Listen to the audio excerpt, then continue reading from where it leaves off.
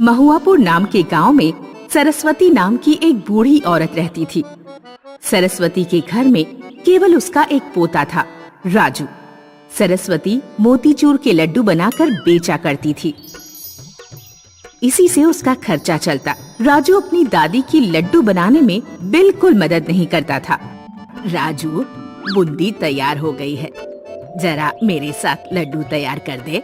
नहीं दादी अम्मा, मैं गिल्ली डंडा खेलने जा रहा हूँ, अपने आप ही तैयार करो। जब लौट कर आऊंगा तो 10-12 लड्डू खाऊंगा, मेरे लिए बचा कर रखना। चूँकि सरस्वती के घर में राजू के अलावा और कोई था ही नहीं, इसलिए वह राजू को डांटती भी नहीं थी। वह देर रात तक खुद ही सारे लड्डू तैयार करती और सुबह को बाजार में बेचने जाती। ताजा मोतीचूर के लड्डू ले लो, जो भी खाएगा खुश हो जाएगा। लड्डू ले लो, ताजे मीठे लड्डू ले लो। सरस्वती के स्वादिष्ट लड्डू गांव वालों को बहुत पसंद आते थे। उस गांव में मन्नू नाम का एक अनाथ लड़का रहता था। वह अक्सर बाजार में भटकता और दुकानदारों से खाने की चीजें मांगता। अंकल, एक केला दे दो, बहुत भूख लग रही है।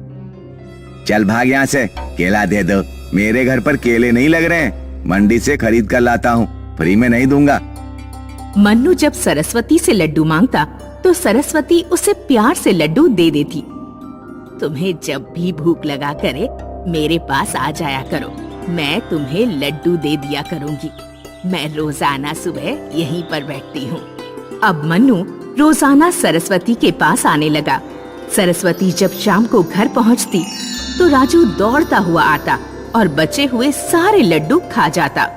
लड्डू खाकर वह फिर खेलने चला जाता। दादी अम्मा, 2 घंटे बाद लौट कर आऊंगा, खाना बना हुआ तैयार मिलना चाहिए। दिन भर लड्डू बेचने के बाद सरस्वती घर आकर खाना बनाती। इस तरह बिना आराम के दिन रात मेहनत करने के कारण एक दिन सरस्वती बीमार पड़ गई।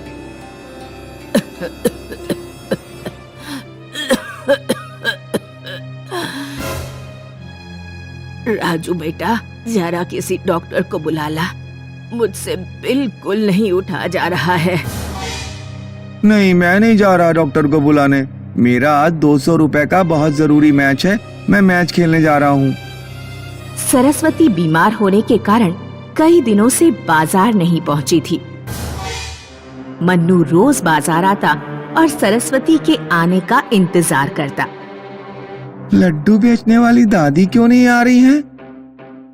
मन्नू सरस्वती के बारे में पूछता हुआ एक दिन सरस्वती के घर पहुंच गया। दादी, आप लड्डू लेकर बाजार क्यों नहीं आ रही हैं? बेटा, मैं बीमार हूँ, मेरे हाथ पैर बिल्कुल काम नहीं कर रहे हैं। मैं अभी डॉक्टर को बुला कर लाता हूँ। मन्नू दौड़ता हुआ जाता है और एक डॉक्टर को पकड़ कर ले आता है। डॉक्टर सरस्वती की जांच करके कहता है, माताजी, मैं दवाई दे रहा हूँ, लेकिन आप ज्यादा दिन जीवित नहीं रह पाएंगी। डॉक्टर दवाई देकर चला जाता है। मेरा इस दुनिया में कोई नहीं था, मैंने आपको अपनी दादी माना। मैं आपको मरने नहीं दूंगा, मैं आपकी खूब सेवा करूंगा और आप अच्छी हो जाएंगी। नहीं बेटे, अब मेरी उम्र हो चुकी है। एक समय के बाद सभी को इस दुनिया से जाना होता है, लेकिन मैं तुम्हें ऐसे ही छोड़कर नहीं जाऊंगी। जरा मेरे पोते राजू को बुला लाओ। मनु जाकर राजू को बुला लाता है। क्या हुआ दादी, मुझे क्यों परेशान किया? राजू बेटा, मैं अब ज्यादा दिन जीवित नहीं रहूंगी। मन्नू तुम्हारा सगा नहीं है, लेकिन फिर भी तुम दोनों भाइयों की तरह ही रहना। मैं तुम्हें 2 जादुई लड्डू देती हूँ। जादुई लड्डू? हाँ, मेरे मरने के बाद ये लड्डू तुम्हारे काम आएंगे। ये हमारे किस तरह काम आएंगे?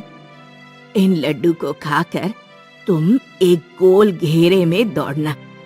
उस घेरे में जितनी जमीन आएगी वो तुम्हारी हो जाएगी। फिर तुम उस जमीन पर खेती करके आराम से अपना जीवन बिता सकते हो। कुछ दिनों बाद दादी माँ गुजर गई। मन्नू और राजू अपना अपना जादुई लड्डू लेकर बाहर निकले। मन्नू ने जादुई लड्डू खाया और गोल घेरे में दौड़ना शुरू कर दिया। वह कुछ ही देर दौड़कर वापस उसी जगह लौट आया जहाँ से उसने शुरू किया था।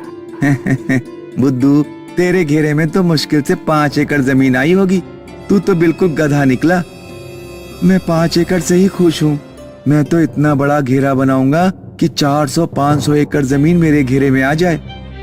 राजू जादू लड्डू खाता है और दौड़ना शुरू करता है।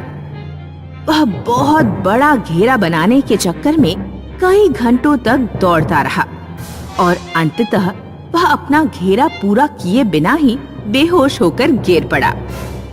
इस तरह बहुत ज्यादा का लालच करने के कारण राजू का जादुई लड्डू बेकार चला गया। तभी तो कहते हैं, ज्यादा लालच करना अच्छी बात नहीं होती। दूर देश की बात है। एक कस्बे में डेजी और अप्रैल नाम की 2 बहनें अपनी बीमार माँ के साथ रहती थीं।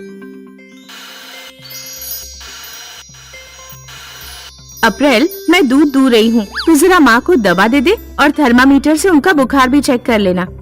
अप्रैल डेजी से छोटी थी। अप्रैल को यह बिल्कुल पसंद नहीं था कि उसकी बड़ी बहन उसे किसी बात का ऑर्डर दे। डेजी मुझसे बड़ी है, इसलिए ज्यादा अम्मा बनती है, हर काम के लिए मुझे ऑर्डर देती है और खुद दूध दूहने के बहाने आंगन में बैठकर लड़कों को ताड़ती रहती है। अब ये इतनी सारी दवाइयाँ हैं, पता नहीं कौन सी दवाई देनी है। क्या मुझे डेजी से पूछना चाहिए? नहीं, उस बेकार इंसान से पूछने का कोई मतलब नहीं। ये गुलाबी वाली गोली खिला देती हूँ, ये माँ ने बहुत दिनों से नहीं खाई है। अप्रैल अपनी माँ को अनजाने में गलत दवा खिला देती है। गलत दवा खाने के कारण माँ की तबीयत बिगड़ जाती है।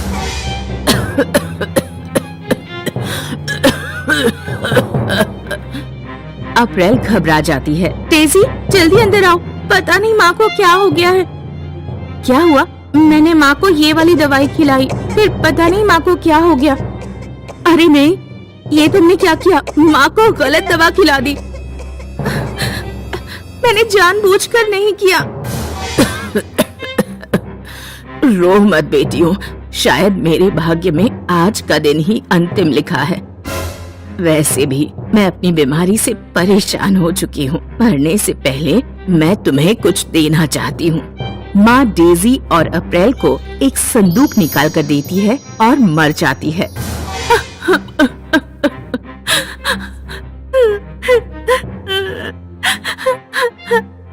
नहीं माँ, आप हमें छोड़कर नहीं जा सकती।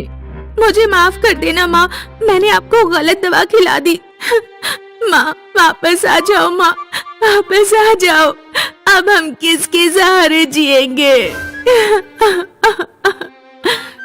दोनों बहनें संदूक खोलकर देखती हैं। संदूक में 2 पोटलियां और एक लेटर था। डेजी लेटर पढ़ती है। मेरी प्यारी बेटियों, तुम्हारी उम्र अब विवाह करने लायक हो चुकी है, लेकिन मेरे जाने के बाद ऐसा कोई नहीं जो तुम्हारे लिए योग्य वर ढूंढे। इस संदूक में 2 पोटलियां हैं जिनमें हीरे हैं। तुम दोनों हीरे लेकर यात्रा पर निकलना। क्योंकि तुम दोनों बहुत सुंदर हो, इसलिए कई लोग तुम्हारे सामने विवाह का प्रस्ताव रखेंगे, लेकिन किसी की शक्ल सूरत के आधार पर उससे विवाह मत करना। विवाह उसी से करना जो 1 हीरे के बदले तुम्हें 4 हीरे लाकर दे दे।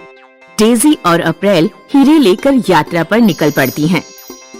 जब वे कुछ दूर पहुंची तो एक लड़का डेजी के पास आकर बोला, हे सुंदरी, मेरा नाम पीटर है, क्या तुम मुझसे विवाह करोगी?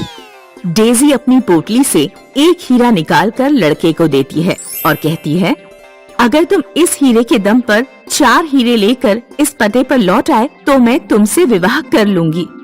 ठीक है, मैं पूरी कोशिश करूँगा। वे कुछ दूर और चलते हैं तो एक घुड़सवार अप्रैल के पास आता है।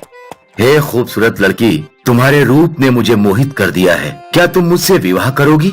हाँ, कर सकती हूँ, लेकिन एक शर्त है, मैं तुम्हें 1 हीरा दूंगी। तुम्हें इसके बदले मुझे 4 हीरे लाकर देने होंगे। जब 4 हीरे हो जाएंगे तो ये मेरे घर का एड्रेस है, यहाँ आ जाना। अप्रैल और डेजी की पोटलियों में 4-4 हीरे थे। वे रास्ते में आगे बढ़ते गए और शादी का प्रस्ताव रखने वाले लड़कों को अपनी पोटलियों से एक एक हीरा देते गए।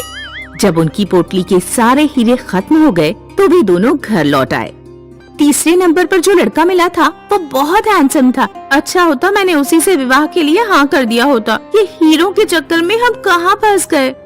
धैर्य रखो अप्रैल, धैर्य रखो अप्रैल। हमें अपनी माँ पर भरोसा रखना चाहिए। उन्होंने जो भी किया है कुछ सोच समझ कर ही किया होगा।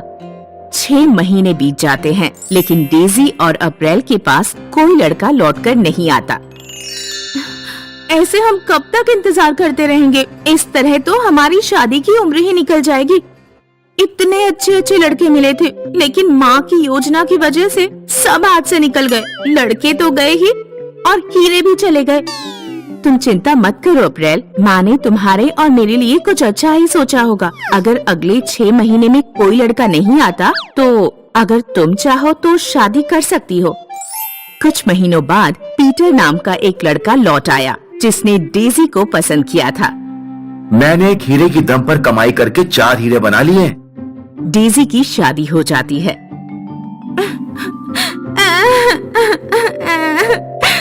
तुम्हारी तो शादी हो गई और मैं ऐसे ही रह गई। लगता है मुझे लेने कोई नहीं आएगा। आएगा अप्रैल, थोड़ा धीरज रखो।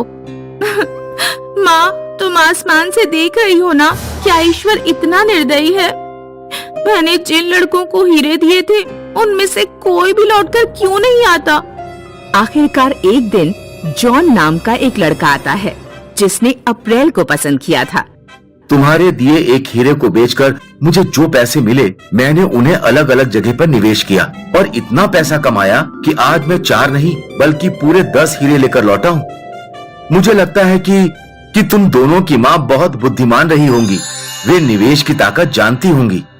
इस तरह अप्रैल की भी शादी हो जाती है। देखा मेरी प्यारी छोटी बहन, माँ की बुद्धिमानी की वजह से आज हमें इतने बुद्धिमान जीवन साथी मिल पाए और हमारे हीरे भी वापस आ गए। ठीक कहा, आज मुझे एहसास हुआ कि सब्र का फल बहुत मीठा होता है।